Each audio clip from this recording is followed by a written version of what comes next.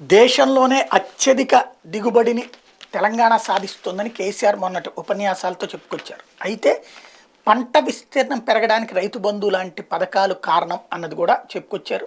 కాకపోతే అదే రైతులు, అదే పల్లె ప్రాంతాల్లోని ప్రజలు ఎందుకు ఓడగొట్టారు అన్నది ఇంకా ఆయన సమీక్షించుకోవాల్సి ఉంది. ఎందుకు అంటే రైతు బంధు మొట్టమొదటిసారి దేశంలో తీసుకొచ్చింది ఖచ్చితంగా కేసీఆర్. కానీ అక్కడే ఎందుకు దెబ్బతిన్నారంటే కౌలు రైతులు, లేకపోతే కూలీ రైతులు, వీళ్ళ వలన తగిలిన ఎదురు దెబ్బ. అయితే దిగుబడికి సంబంధించి అద్భుతాలు సాధించామని చెప్పింది అవాస్తవం అని తేలుతోంది.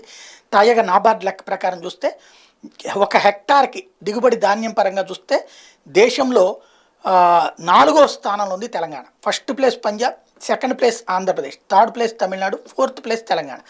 హెక్టార్కి పంజాబ్లో 4193 కిలోల ధాన్యం వస్తుంటే ఆంధ్రప్రదేశ్లో 3730 కిలోలు వస్తుంది. తమిళనాడులో 3500 కిలోలతో థర్డ్ ప్లేస్ ఉంటే తెలంగాణ 3405 కిలోలతో ఫోర్త్ ప్లేస్లో ఉంది. ఆ తర్వాత స్థానాలు హర్యానా, త్రిపుర, కర్ణాటక, కేరళ, పశ్చిమ బెంగాల్ ఉన్నాయి అన్నటువంటిది తాజాగా నాబార్డు చెప్తున్న లెక్క.